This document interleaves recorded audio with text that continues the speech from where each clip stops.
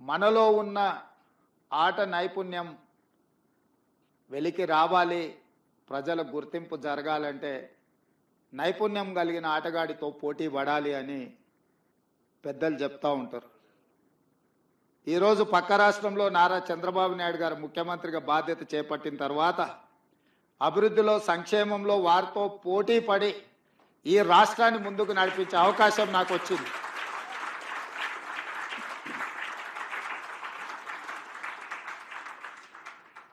గతంలో 12 గంటలు పనిచేస్తే సరిపోతుంది, అంతకు మించి అవసరం లేదు అనుకునేవాడిని.